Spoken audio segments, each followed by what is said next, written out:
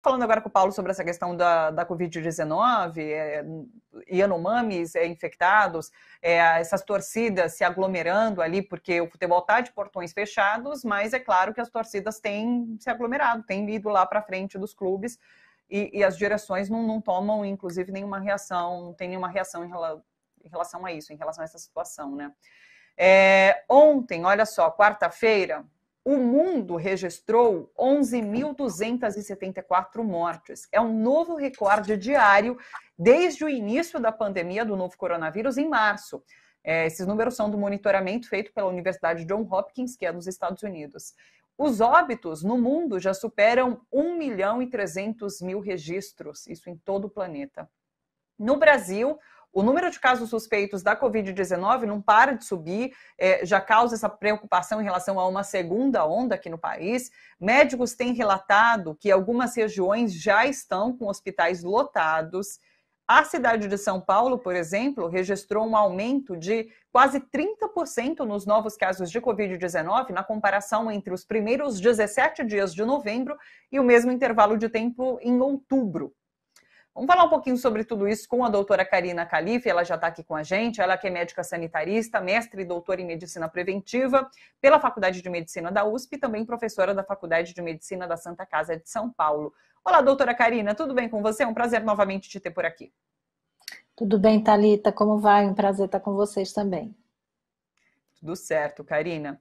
Vamos lá, esse aumento dos novos casos, principalmente na capital paulista, foi verificado nos locais onde o índice de desenvolvimento humano é mais alto, ou seja, são famílias de classe A e B que estavam em quarentena antes e agora começam a sair de casa, começam a frequentar outros espaços, começam a se encontrar, a família se encontrando, e daí isso acaba causando essa explosão do número de infecções, é isso?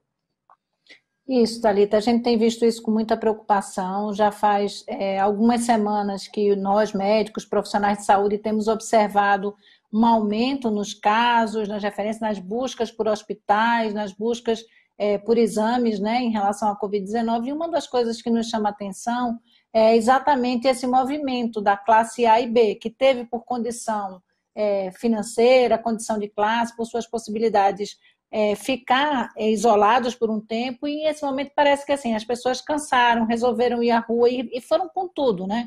Foram para shopping, foram para praia, viajaram de barco, foram para bares e restaurantes. Então, assim, infelizmente, esse movimento, a gente costuma dizer assim, que esse vírus ele gosta de gente, ele gosta de contato, né? Um vírus do encontro, ele se reproduz nesse espaço dos encontros entre as pessoas.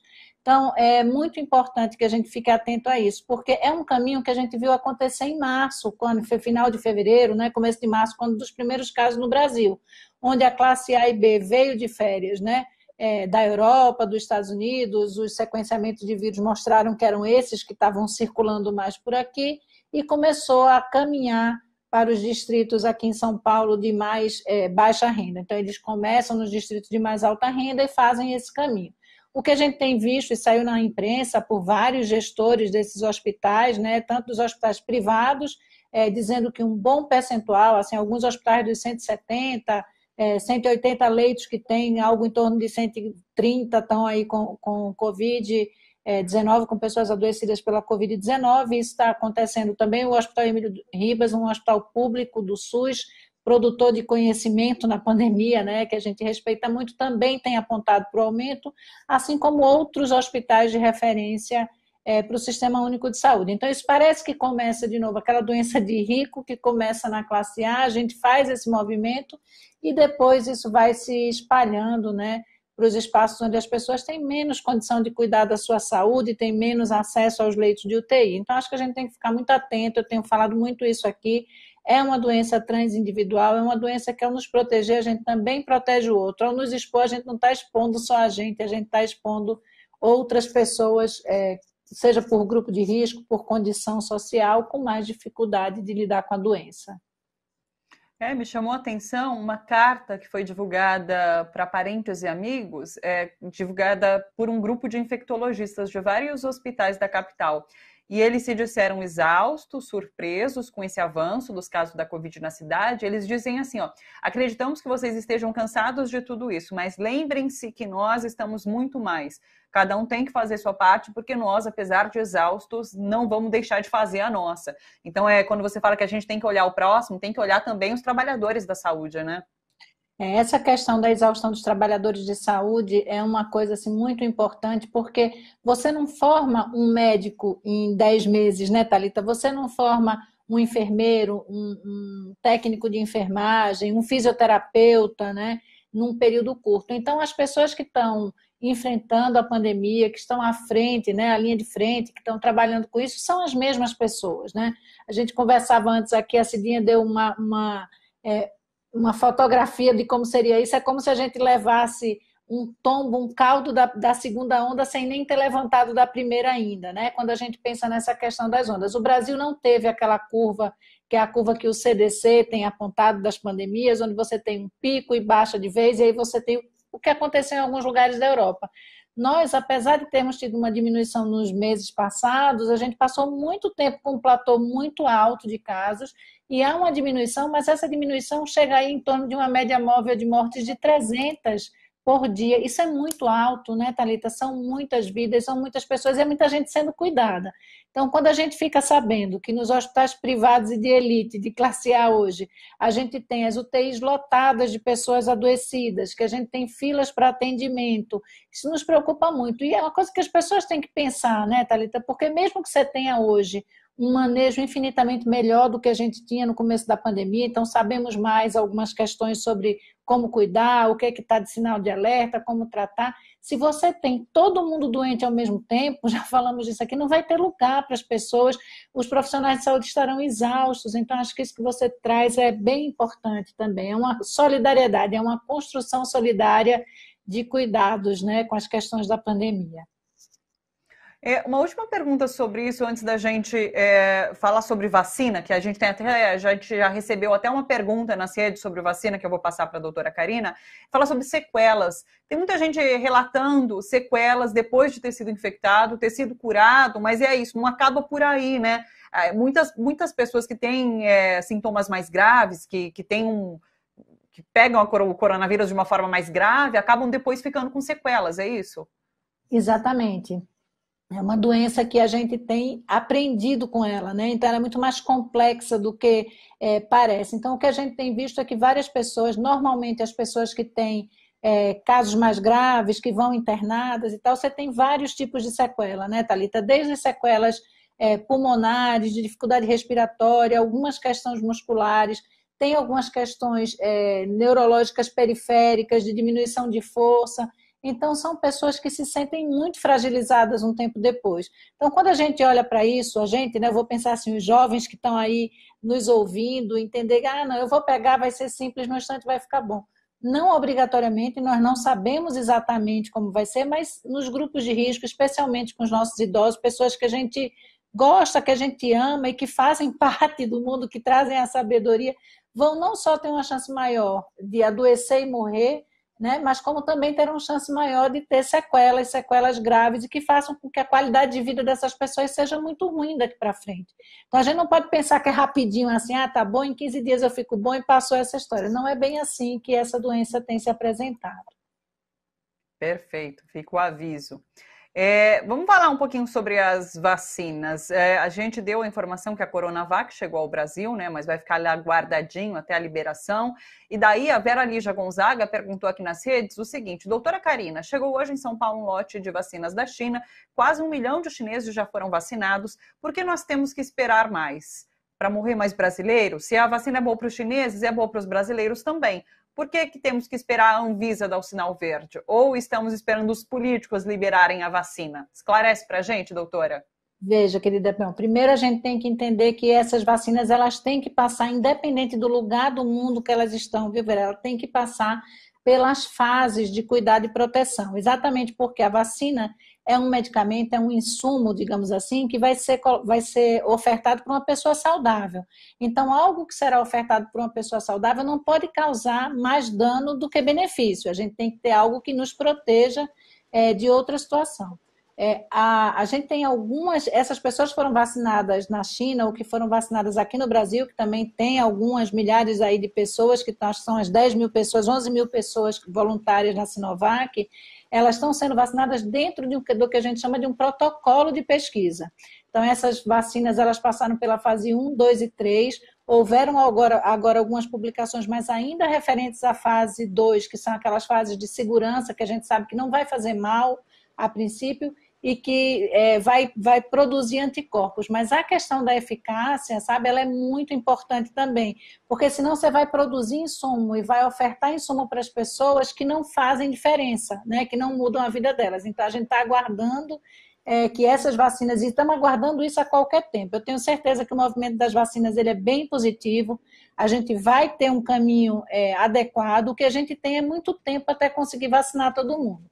Então, tentando responder mais diretamente à sua pergunta. Nenhuma dessas vacinas, nem na China, nem aqui, pela OMS, ainda teve a publicação dessa última fase, que é a que permite a gente fazer aquilo que a gente chama ou comercialização ou distribuição desse insumo. As pessoas que tomaram dentro desses protocolos de pesquisa.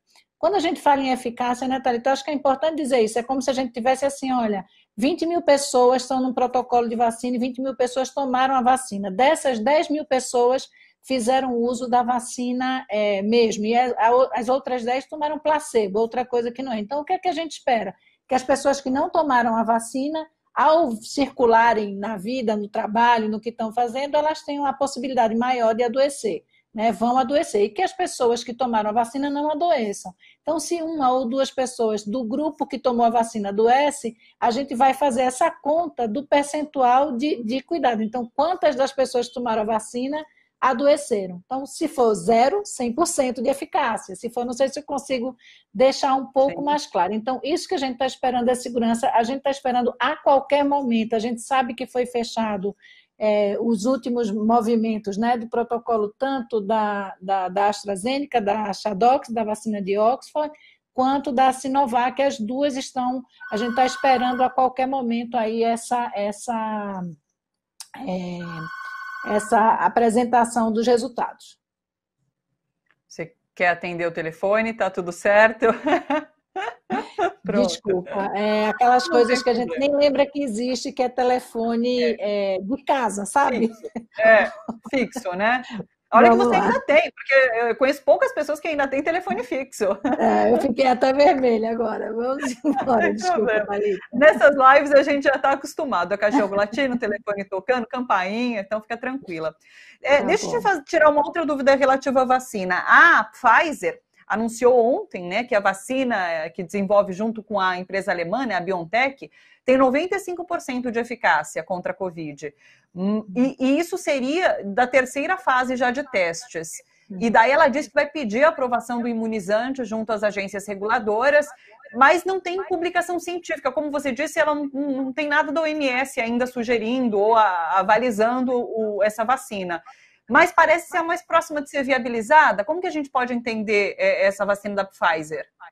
Veja, a vacina da Pfizer e da BioNTech, assim como a da Moderna, que também publicou, acho que ontem ou antes de ontem, essas publicações, na verdade, que eles estão fazendo são reais, mas são coisas que estão sendo colocadas por quem está produzindo, ou pelo laboratório, ou pelos patrocinadores. A gente sabe que sim, é uma vacina, um tipo de vacina nova, é uma vacina que a gente chama de RNA mensageiro, é uma vacina que tem demonstrado, de fato, nesses estudos que eles apresentaram, algo em torno de 90% a 95%, nos chama muita atenção, é muito bacana, mas são as vacinas que a gente não tem pensadas e contratualizadas aqui para o Brasil. Então, a gente, a princípio, pelo menos, não vai ter essa oferta aqui no Brasil. E a produção delas também, Thalita, passa um tempo para isso acontecer, né? A própria Pfizer disse que acho que ela tem 5 fábricas e tem a possibilidade de, no ano que vem, produzir algo em torno de 1 bilhão para o mundo todo, uma vacina que tem 2 doses, ou seja, você pega isso na metade. Mas as outras vacinas também terão sua eficácia. Respondendo a sua questão mais especificamente, apesar de ter tido essa publicidade, vamos dizer assim, sobre os resultados, o que é muito bom, porque ninguém publiciza aquilo que não é verdade, mas ainda não foi vista na publicação por pares, em publicação científica, ainda é um anúncio, então a gente tem que esperar que essas publicações, essas validações aconteçam. Mas sim, elas devem ser vacinas que produzam uma eficácia muito grande, maior às vezes do que outras, como a Sinovac, que trabalha com o vírus morto inativado, né? Aquilo que a gente chama do vírus inativado, que também vai produzir. A eficácia dessas RNA mensageiras devem ser eficácia um pouco maior do que outros tipos. Mas se a gente tiver os vários tipos, todos são válidos, todos são excelentes, e independente desse percentual, se a gente tiver um grande número de pessoas vacinadas, isso já vai ser muito bom para a gente. Olha só, Karina, a Rita de Cássia comentou aqui com a gente, achei muito bom o comentário dela. Pior que eu fui atender o meu fixo, achando que era o meu, ela disse, falando sobre o telefone, ouviu na TV. Uma última pergunta, agora vamos falar sobre coronavírus no mundo. Os Estados Unidos, nos Estados Unidos, na verdade, Nova York fechou as escolas, o prefeito Bill de Blasio fechou as escolas. Na semana passada, o governador do estado de Nova York já havia decretado fechamento de restaurantes, bares, academias em toda a região. Ele também disse que as reuniões privadas com mais de 10 pessoas estão proibidas. E por conta dessa nova onda de infecções lá nos Estados Unidos, é o que tem mais casos, né, tanto de infecção quanto de mortes. Então, a gente já comentou sobre a Europa e agora os Estados Unidos também sentindo essa nova onda da Covid-19. Sim, não tem mistério nesse sentido, né, Thalita? Apesar de ser uma doença, tem muito mistério, muita coisa para aprender ainda. Nesse sentido, quanto mais flexibilizarmos, os Estados Unidos acabou de passar por um processo eleitoral grande, onde existiram vários períodos de aglomeração das pessoas, aquelas passeatas também, muitas coisas aconteceram. Aquilo que a gente estava falando, é um vírus do encontro, ele precisa desse espaço do encontro. Então, isso tem sido visto nesses espaços de aglomeração. Vi que antes você estava mostrando, por exemplo, a comemoração do pessoal de São Paulo, né? Vamos comemorar em casa, vamos ter cuidado em relação a isso, porque nesse momento está corretíssimo voltar atrás e até que a gente tenha todas as pessoas vacinadas. Quando eu digo todas, eu digo algo em torno de 70% da população, que faz com que a gente tenha uma possibilidade de transmissibilidade menor, né, Thalita? Então, é muito importante que a gente fique atento. A gente tem visto em São Paulo, por exemplo, nós tivemos um aumento nos casos nos hospitais, mas a gente teve vários surtos apontados que está aí na imprensa para quem quiser ver. Então, por exemplo, uma universidade privada que teve um surto com um número importante de alunos e teve que suspender os encontros presenciais, as aulas presenciais que eram importantes. Algumas escolas também de classe média alta, também suspenderam por surtos nessas escolas. Então, não tem jeito. Quando a gente amplia muito essa flexibilização, isso vai acontecer. Acho que a Alemanha, eu vi que a Angela Merkel fez, a gente não sabe ainda, porque a gente não viu como vai ser isso, mas pensar numa inversão de prioridade. Ou seja, o que é que a gente teve? A gente abriu primeiro shopping, bares, restaurantes e depois as escolas. Então, alguns estudos ainda insuficientes para a gente dizer exatamente isso, têm falado que as escolas de crianças menores, até os 12 anos, 11 anos, os surtos são menores do que quando você entra para o ensino fundamental e médio, porque parece que essas crianças elas se relacionam mais, elas vão mais uma para a casa da outra, elas, né, os adolescentes vão para bares, vão para restaurantes, vão comer fora. Então, esse movimento que é complexo. Tem uma teoria, Thalita, que saiu um artigo agora há pouco, que chama de queijo suíço. Então, assim, nenhuma das coisas que a gente faz para se proteger até agora, né, da Covid-19, porque a gente não tem a vacina ainda, não é 100%. Então, você tem que usar máscara, isso ajuda muito, é uma das coisas que a gente tem mais evidência. Mas tem gente que não vai usar a máscara adequada, ou tem gente que não vai usar direito, essa é uma proteção. Além disso, a gente tem que evitar sair. Então, você usou máscara, você evita sair, você diminui o seu contato com outras pessoas. As várias ações sendo feitas, elas vão diminuindo a possibilidade de contágio. Se você vai abrindo essas possibilidades, isso se amplia, especialmente o que você trouxe, que são os encontros que o prefeito está dizendo que vai proibir também, que são encontros familiares que têm sido apontados Reuniões de mais de 10 pessoas são um risco, mesmo com máscara, mas se você passar mais de 2, 3 horas em ambiente fechado, mesmo que todo mundo esteja com máscara, um contaminado ali, a possibilidade de contaminação ela existe, né? Porque são os nossos, enfim, aquilo que a gente produz quando fala, quando canta, quando grita, quando conversa. Maravilha, é isso, Karina. Mais uma vez, agradecida por todas as informações que você compartilha aqui com a gente, pelos alertas que você faz, que são importantíssimos para que a gente consiga superar, de fato, esse momento. Um beijo grande para você e até a semana que vem, doutora Karina. Até semana que vem, Thalita, muito obrigada. Desculpe as interrupções e vamos se cuidar, gente, porque está aumentando. O número de casos em São Paulo realmente está aumentando. Um abraço, até quinta.